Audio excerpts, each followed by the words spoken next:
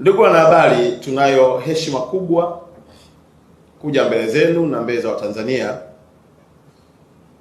na itakumbukwa tarehe 16 ya mnamo mwezi wa kwanza, Daktari Samia Suluhu Hassan alituma ujumbe maalum kwenda kwa rais wa CAF ndugu yetu Msepe, ikiwa ni sehemu ya kutambua mchango mkubwa ambao anatoa kwa mpira wetu wa miguu barani Afrika na kwa namna ambavyo amechagiza kuinua vipaji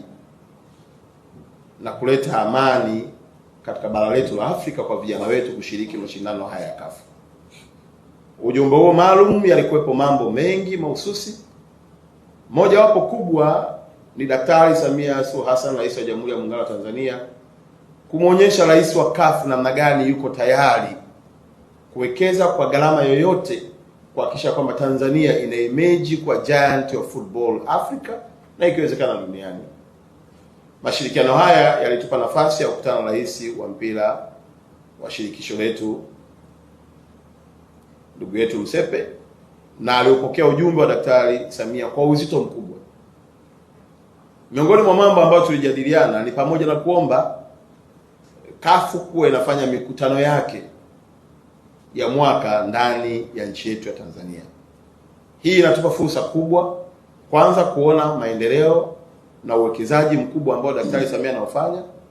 na hivi karibuni mtaona kwa takwimu ya hivi viwanja vinavyojengwa Arusha, Dodoma, hapa mabadiliko ya Dar es Salaam, hivi viwanja vya mazoezi takriban almost tunaongelea trilioni 1.276, na hapo hatujaongelea miundombinu inayokwenda kuzunguka hivyo viwanja kuwezesha mashabiki na wachezaji kuingia katika maeneo haya muhimu. Rais wa CAF ndugu yetu Msepe amelizia kuja kufanya mkutano wake wa kamati tendaji hapa nchini Tanzania jijini Dar es Salaam,